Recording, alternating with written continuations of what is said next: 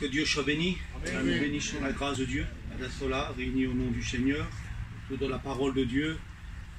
Si la parole de Dieu ne serait pas là, je crois que cette réunion n'aurait aucune raison d'être, aucune réalité, aucune efficacité même. Parce que l'efficacité est dans la parole de Dieu, pas dans le reste. Toute la puissance, toute l'efficacité est dans la parole de Dieu. Je vous dis, l'évangile est la puissance de Dieu pour le salut de quiconque croit. Donc c'est l'évangile, c'est la parole de Dieu.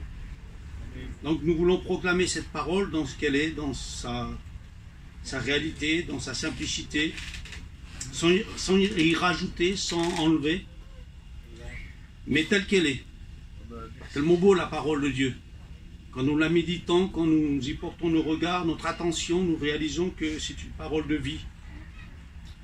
Parole qui nous donne le sens à la réalité de la vie. Elle va au-delà des sentiments, au-delà des émotions, au-delà du mensonge, au-delà du virtuel. Elle est la réalité, la vérité même. On le sait, il n'y a pas besoin d'être prophète pour le savoir. On vit un monde de mensonges, un monde d'illusions, un monde de virtuel, où il n'y a pas de réalité. La seule réalité que nous pouvons trouver aujourd'hui, et dont nous pouvons porter nos regards, c'est sur la parole de Dieu. C'est en Christ. Parce qu'en lui est la vie. Et on ne peut pas trouver d'autre vie, d'autre vérité, écoutez bien, d'autre raison d'être qu'en Jésus. Dans cette parole de vérité. Il a dit, Jésus, je suis le chemin, la vérité et la vie. Nul ne va au Père que par moi. Alors, il nous faut réaliser, comprendre que si nous réalisons le salut de Dieu, si nous voulons rentrer dans le salut de Dieu, il faut venir à Jésus. Il faut recevoir cette parole. Il faut accepter cette parole.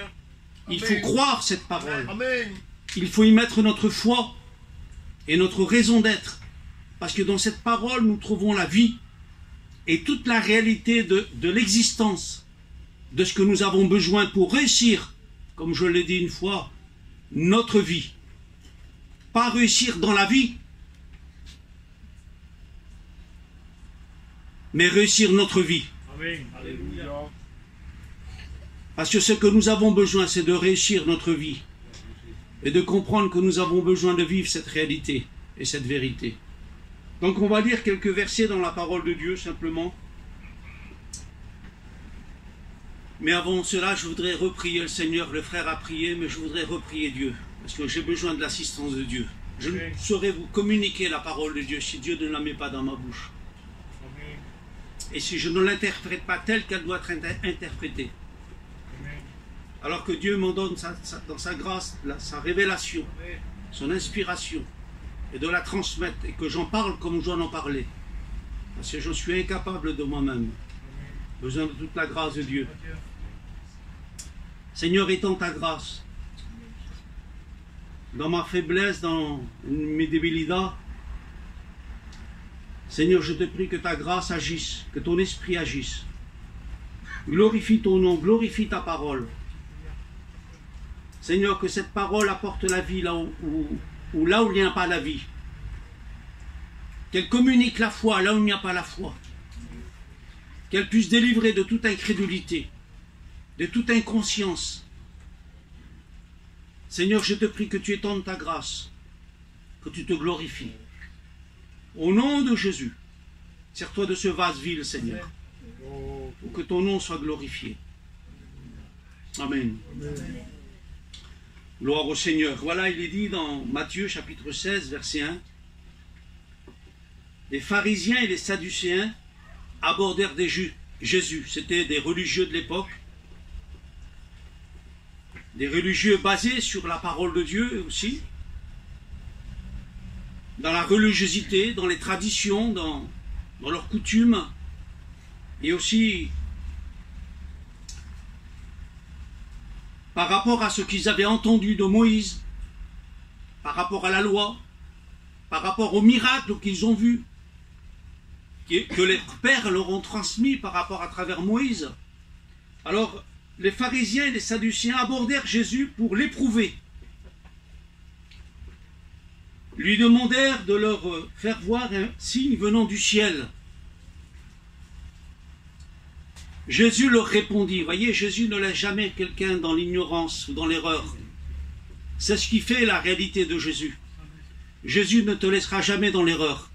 Malgré ta religiosité, malgré ton ignorance, malgré peut-être l'égarement dans lequel nous pouvons être, dans nos compréhensions, le Seigneur ne nous laisse pas dans l'ignorance, mais il nous apporte toujours sa réponse. Et regardez quelle est la réponse du Seigneur.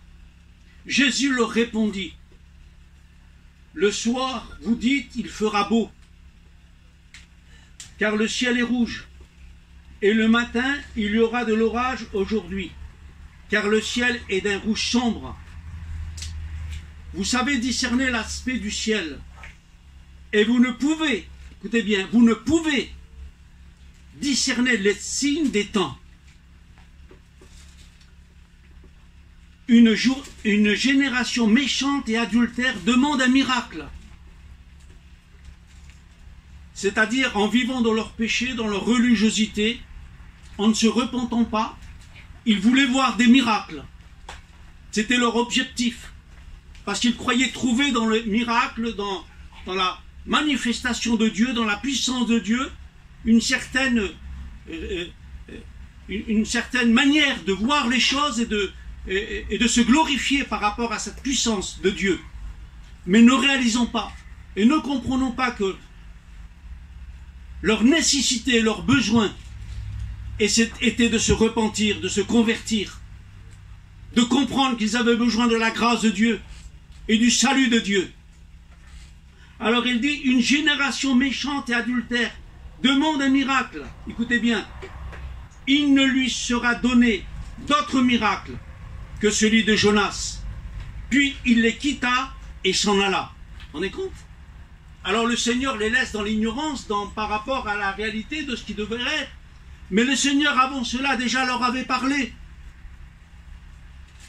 Et ils savaient le motif pour lequel Jésus était venu. Parce que le Christ leur avait proclamé cette réalité. Regardez ce qu'il est dit ici, dans Matthieu chapitre 12 et verset 38. Un peu avant cela. Alors quelques-uns des scribes et des pharisiens encore, vous voyez, ils revenaient encore par rapport, ne comprenons pas la réalité du Christ. Ne comprenons pas la réalité de la grâce de Dieu à laquelle Dieu les appelait. Et vous savez, je pourrais dire que beaucoup de gens viennent toujours en écoutant l'évangile, toujours en assistant aux réunions, mais sans jamais comprendre et réaliser le besoin de la grâce de Dieu et du salut de Dieu. Et le Seigneur ne veut pas te laisser dans l'ignorance pour pas que tu t'attaches à des choses vaines. Regardez ce qu'il est dit. Alors quelques-uns des scribes et des pharisiens prirent la parole et dirent, Maître, nous voudrions te voir faire un miracle. Et ça, c'est l'objectif des hommes, des femmes. Seigneur, nous voudrons te voir faire un miracle. Regardez, encore le Seigneur leur répond. Voyez, il prête attention à cette réalité. Mais le Seigneur ne laisse pas dans l'ignorance. Il donne à réaliser que ce n'est pas le miracle le plus important. Ce n'est pas que tu sois guéri dans ton corps. Ce n'est pas que tu voies un miracle. Vous savez, à un autre temps, le Seigneur, par une parabole, en montrant une image d'une réalité, la Bible dit qu'il y avait un homme qui s'appelait Lazare. Vous connaissez l'histoire. Cet homme mourut. Il fut porté dans le sein d'Abraham. Un riche mourut aussi. Il fut enfoui dans le séjour des morts.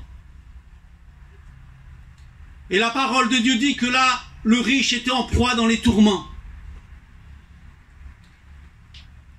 Et il dit, Père Abraham, trempe le bout de ton doigt et que Lazare me rafraîchisse la langue, parce que je souffre cruellement dans cette flamme.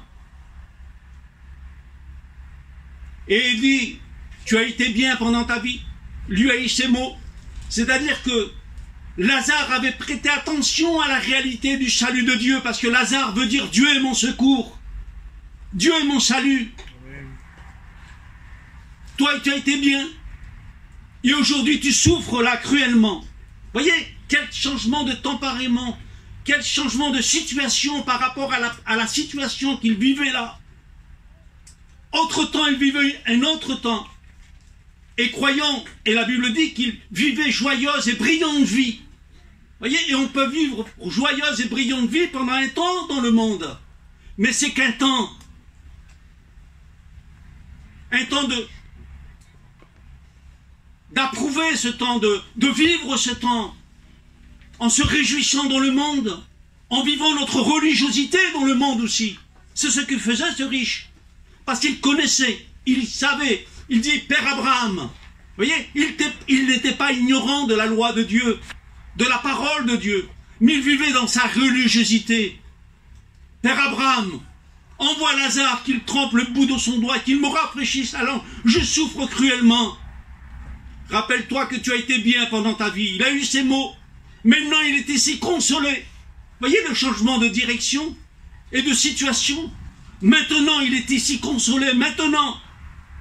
Parce qu'il y aura un maintenant. Amen.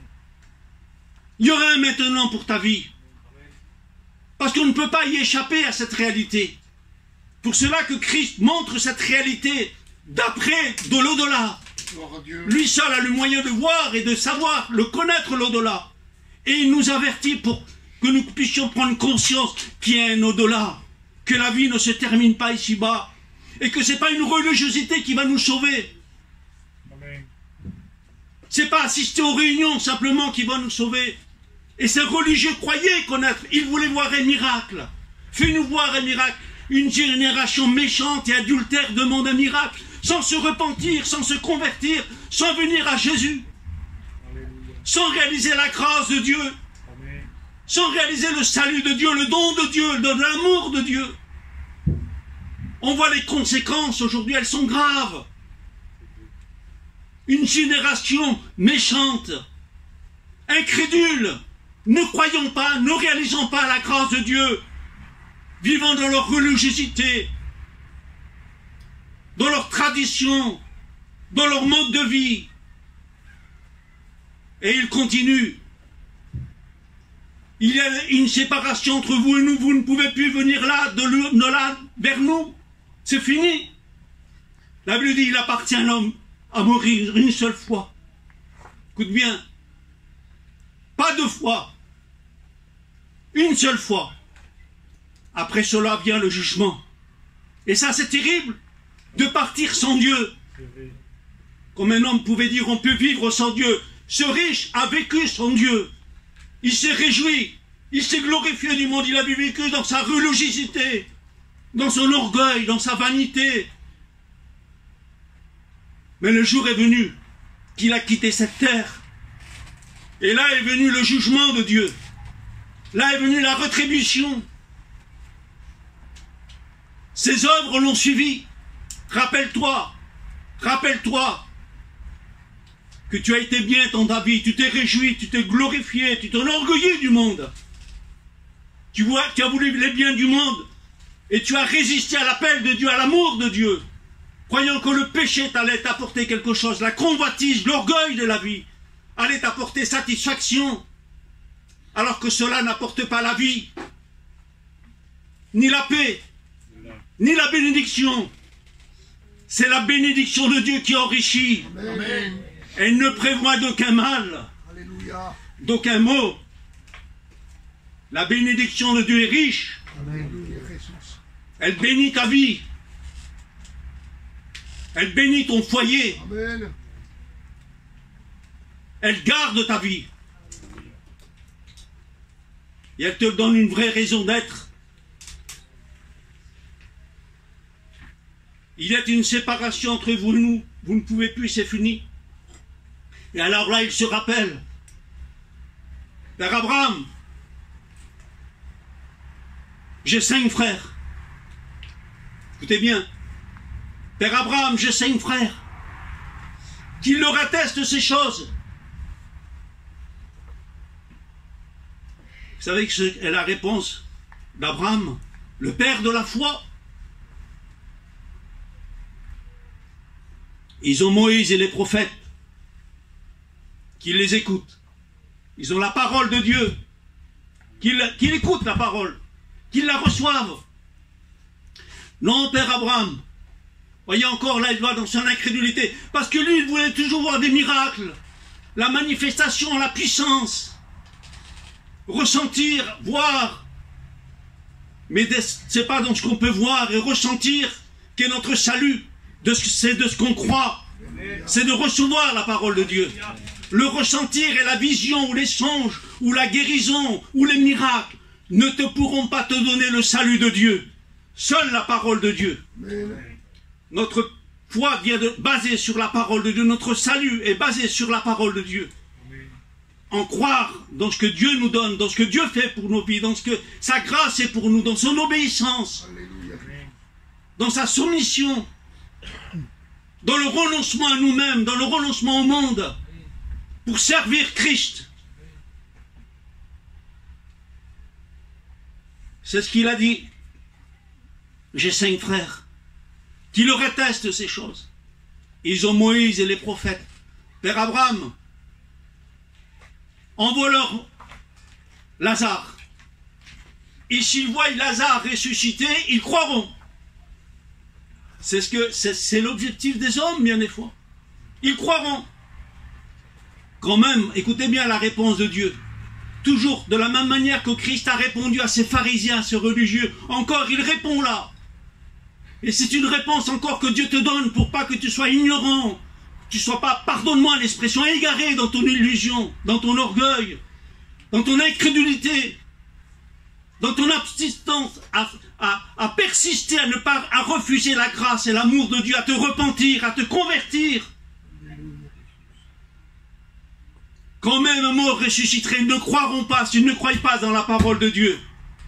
Écoute-moi, tu pourrais voir les miracles, tu pourrais être transporté comme l'apôtre Paul a été transporté dans le 3e ciel, voir la gloire de Dieu. Mais si tu n'acceptes pas le Christ comme ton Seigneur, comme ton Sauveur, comme le salut de ta vie, jamais tu te convertiras. Jamais tu ne convertiras. Nos réunions ne sont pas basées sur ça.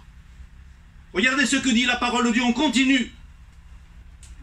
Il leur répondit, une génération méchante et adultère demande des miracles. Écoutez bien, il ne lui sera donné autre miracle que celui du prophète Jonas. Car de même que Jonas fut 3 jours et 3 nuits dans le ventre d'un gros poisson, de même le Fils de l'homme sera 3 jours et 3 nuits dans le sein de la terre. C'est à travers le sacrifice, la mort du Christ et la résurrection du Christ que nous avons le salut de Dieu. Notre foi est basée sur ça, nos réunions sont basées sur ça. Parce que c'est là qu'est la manifestation de la puissance de Dieu.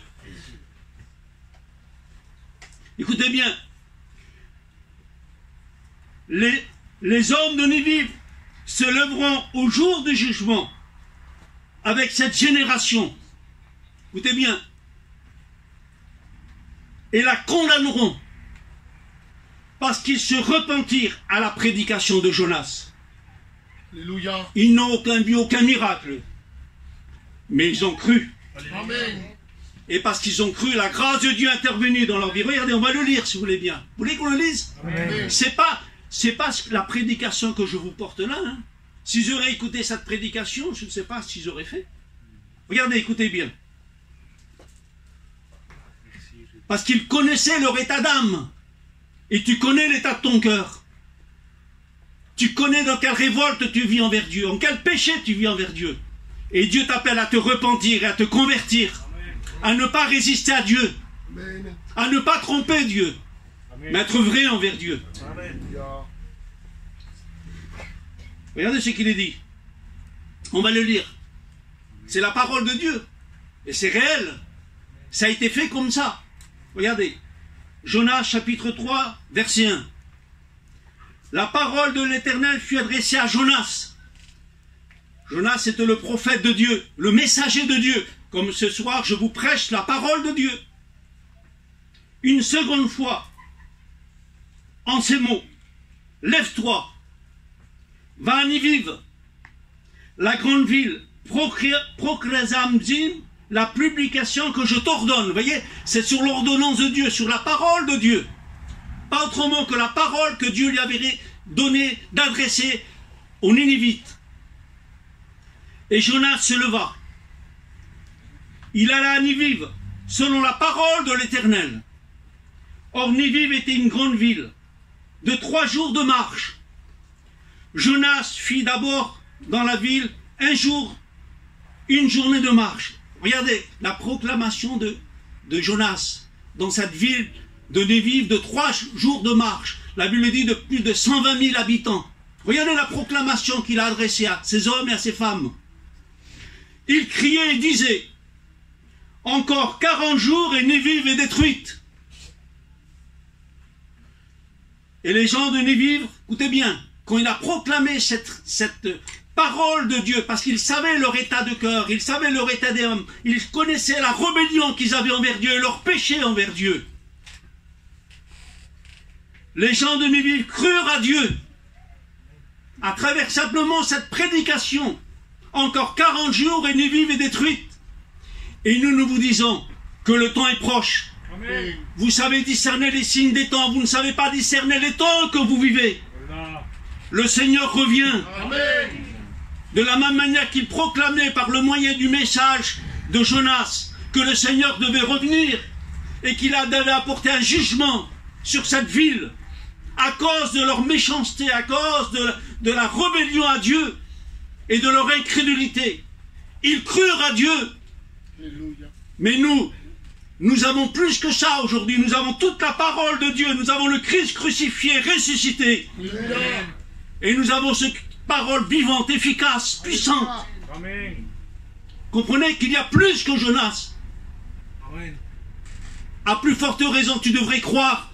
Et il y a plus que cela. Les signes des temps que nous sommes en train de vivre font voir que le Seigneur revient. Alléluia. On va les lire tout à l'heure, vous allez voir. Le Seigneur revient et tu dois prêter attention à cela. Ne t'attarde pas. Ne fais pas des projets pour ta vie. Amen. Fais le projet de te donner à Dieu. Amen. Donne ta vie à Dieu. Amen. Accepte Jésus avant qu'il soit trop tard. Amen. Avant que la mort te surprenne. Béni Jésus. Comme cet homme, le mauvais riche. Pourquoi le mauvais riche? On l'appelle comme ça. Pourquoi? À cause de son incrédulité, de sa rébellion envers Dieu. Celui qui est rebelle et incrédule, qui ne croit pas Dieu, est mauvais. La Bible dit, il n'y a pas de paix pour le méchant. Et le méchant, c'est celui qui ne veut pas de Jésus. C'est celui qui n'accepte pas la grâce de Dieu. Ne te contente pas de venir aux réunions. Ne te contente pas d'une religiosité et des traditions. Vous savez, les pharisiens et les sadduciens demandaient un miracle à Jésus. Ils ne réalisaient pas que devant eux était le Sauveur, était le Messie, le Seigneur de gloire, celui que Dieu a prophétisé à travers la parole de Dieu, à travers les prophètes. Reconnais Jésus comme le Seigneur et le Sauveur, Amen. Amen. parce qu'il n'y a pas d'autre salut, un autre nom dans lequel nous devons être sauvés que le nom de Jésus. On ne peut pas vous proclamer autre chose. Ce n'est pas de la religiosité que nous vous proclamons. C'est la réalité de la grâce et de l'amour de Dieu. De la même manière que Jonas a été 3 jours dans le sein du poisson, de la même manière le Fils de l'homme sera 3 jours dans le sein de la terre. Il a donné sa vie, livré sa vie à cause de ton péché, Alléluia. à cause de ta rébellion, à cause de ton incrédulité, pour que tu te sauves. Et toi tu demandes des miracles, des signes. Qu'est-ce que tu veux voir de la part de Dieu? Gloria a Dieu. Alléluia. Que Dieu nous fasse grâce. Amen. Amen. Amen. Les gens de Nivive crurent à Dieu, ils publièrent un jeûne. Regarde la manière qu'ils se sont humiliés devant Dieu. Et toi, tu deviendrais, et à travers des appels, on insiste, et par des sentiments, on essaie de toucher les gens. Faut arrêter tout ça. On ne touche pas les gens par des sentiments. C'est le Saint-Esprit qui convainc de péché, de justice et de jugement. Amen. C'est pas à nous à prendre la place de Dieu. Alléluia. C'est le moyen de la parole de Dieu. La proclamation de l'évangile a été proclamée. Ils crurent à Dieu. Amen. Ils publièrent un jeûne. Ils s'humilièrent devant Dieu. La Bible dit que Dieu est avec les cœurs contrits, humiliés, afin de les ranimer. Heureux ceux qui tremblent à sa parole. On n'est pas là pour toucher les sentiments des gens. Il y a trop d'émotions aujourd'hui, trop de sentiments, trop de systèmes. Et Dieu n'a pas que faire dans le système des hommes. Oui, Seigneur. Ça touche que des émotions, il n'y a rien qui se passe. Alléluia. Nous devons nous attendre à la grâce de Dieu, Amen. Amen. à la manifestation de la grâce de Dieu, à le laisser faire lui. Amen. C'est lui qui transforme les vies. Alléluia. C'est lui qui change les cœurs. C'est lui qui donne un esprit nouveau. Amen. C'est pas l'homme qui peut te changer. Alléluia. On n'a aucune capacité. La preuve, on est accablé par les situations et les problèmes. On a besoin nous-mêmes de la grâce de Dieu. Que personne et nul puisse se glorifier devant Dieu, ou s'enorgueillir, ou s'élever, ou croire qu'il est quelque chose derrière ce pépuce. Alléluia. Nous ne sommes rien, Amen. mais Dieu est tout. Alléluia. Et c'est lui que nous avons besoin. Il est tout en tout et en tous. Amen. C'est de sa grâce que tu as besoin, c'est de son salut. C'est de réaliser l'amour et la grâce de Dieu à laquelle Dieu t'appelle. Amen. Il est question de salut, il est question de vie éternelle. Comprends-tu que c'est sérieux? C'est vrai. On ne peut pas jouer sur ça. Assez nous voyons de pertes comme ceci. À cause du péché, à cause de la rébellion, de l'incrédulité, nous voyons des jugements venir aujourd'hui. Parce que les hommes résistent à Dieu. Ne veulent pas de la grâce et de l'amour de Dieu. Ne résistent pas à Dieu. La Bible dit que la résistance à Dieu les tue. Que Dieu nous fasse grâce. Merci, Seigneur.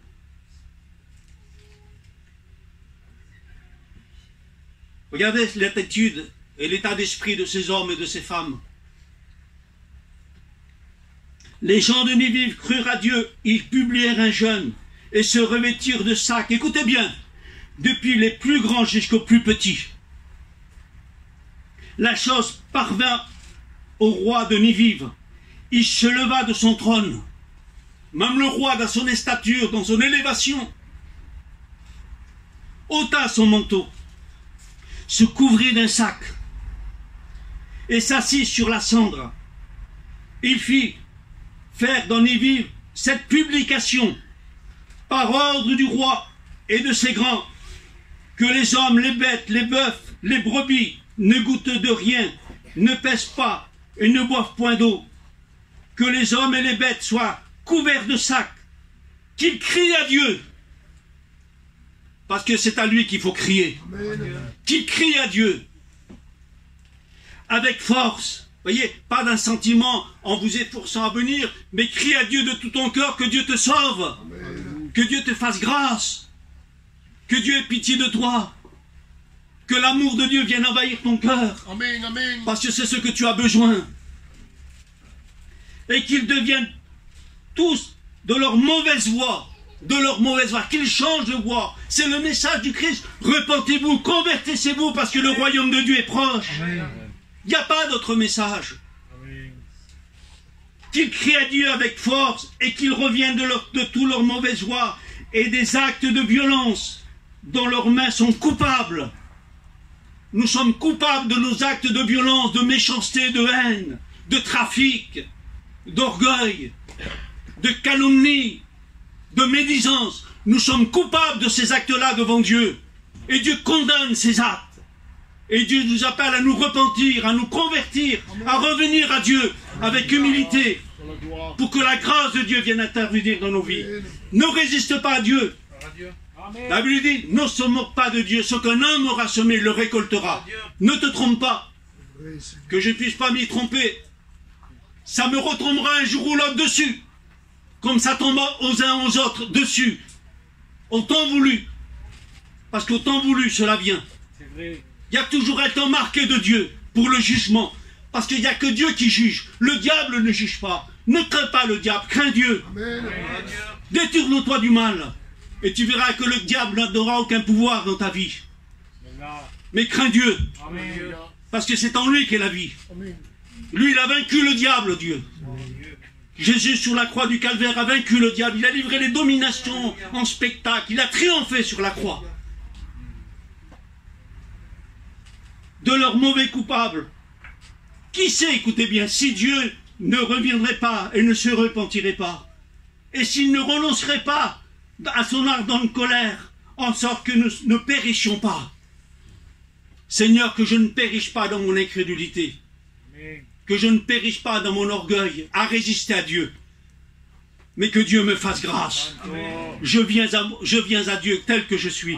Seigneur, tel que je suis, je viens à toi. Et le Seigneur, tel que tu es, il est capable, comme ces hommes de Ninive qui étaient des hommes méchants, pardonnez-moi, pervers, corrompus, d'une telle manière que c'était terrible, que le jugement de Dieu allait s'abattre sur eux. Mais parce qu'ils auront connu leur péché, leur désobéissance, leur incrédulité, leur résistance à Dieu, parce qu'ils ont reconnu leur état d'âme, Dieu leur a fait grâce. Dieu est capable de te faire grâce et miséricorde. Amen. Réalise la miséricorde de Dieu, les compassions de Dieu, qui de patience envers toi. Regardez ce qu'il est dit. Qui sait si Dieu ne reviendrait pas et ne se repentirait pas, et s'il ne renoncera pas à son ardente colère, en sorte que nous ne périssions pas. Écoutez bien la réponse de Dieu. Quel amour! Au-delà de ce qu'on peut faire, au-delà de ce que tu es, si tu es vrai dans ton cœur, et que tu te remets à Dieu tel que tu es, et que tu viens à travers la croix, à travers le sang de Jésus, à travers le sang expiatoire de rédemption qui est en Christ. Regardez ce que Dieu peut faire pour ta vie. Regardez, Dieu vit qu'ils agissaient ainsi et qu'ils revenaient de leur mauvaise voie. Alors Dieu se repentit du mal qu'il avait résolu de leur faire, et il ne le fit pas. Alléluia. Quelle grâce! Amen. Le mal allait les atteindre, le malheur allait les atteindre, la malédiction était sur eux. Mais à cause qu'ils se sont repentis, qu'ils sont remis à Dieu, qu'ils ont réalisé la grâce de Dieu, le besoin de l'amour de Dieu, et de se repentir de ce qu'ils se sont reconnus devant Dieu, la grâce de Dieu intervenue en eux. Alléluia, Dieu. Alors que la grâce de Dieu puisse intervenir. Je ne crois pas que je vais aller plus loin. Je ne crois pas. Regardez, je lis simplement ce verset. Allez, pour conclure. Regardez ce qu'il est dit dans la parole, dans le Nouveau Testament. Regardez, je lis simplement. 2 Pierre chapitre 2 et verset 5. Écoutez bien. S'il n'a pas épargné l'ancien monde, mais s'il a sauvé Noé, lui, 8e, ce prédicateur de la justice, lorsqu'il fait venir le déluge sur un monde impie, s'il a condamné à la destruction et réduit en cendres les villes de Sodome et de Gomorrhe, les donnant comme exemple aux impies à venir. Vous voyez, ce sont des exemples qui nous sont rapportés par le moyen de la parole de Dieu, en fait que nous ne périssions pas dans cette incrédulité comme ils ont péri. Vous comprenez? Que Dieu les a mis en exemple pour nous, qui sommes parvenus à la fin des temps. Enfin que nous ne périssions pas comme eux, ils ont péri parce que le jugement est venu sur eux.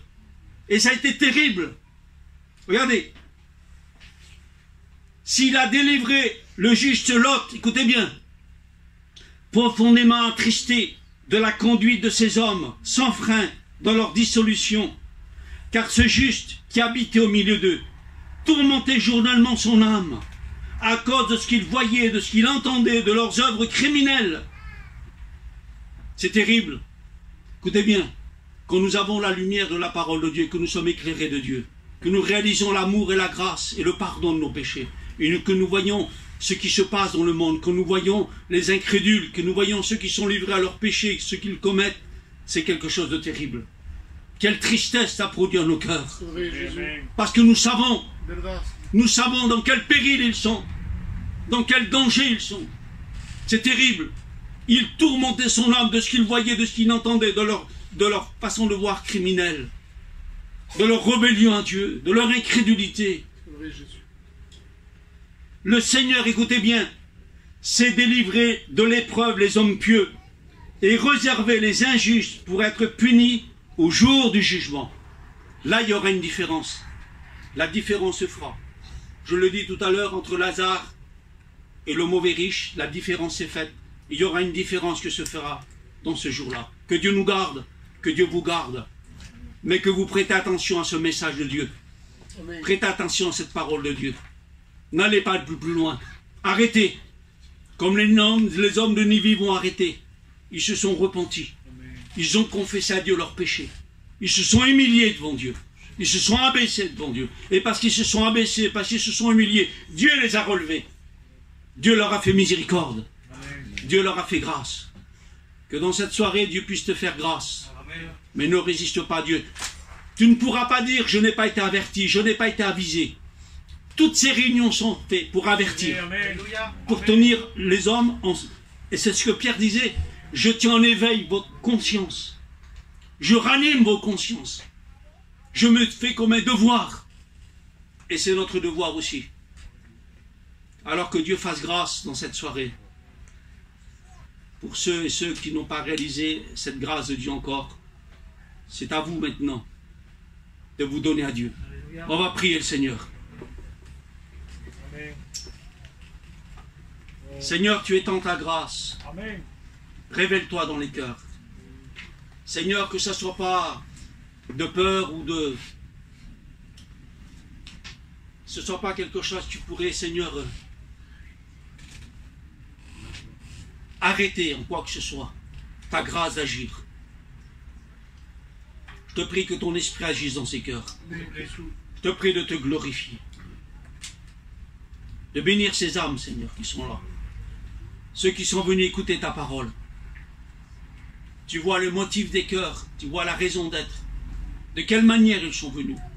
Seigneur, qu'ils puissent cesser de se poser des questions, quelles qu'ils soient. Mais qu'ils puissent se donner à toi. Te faire confiance, venir dans la foi. Avec un cœur sincère. Père, étends ta grâce. Te prions au nom de Jésus. Interviens maintenant. Amen.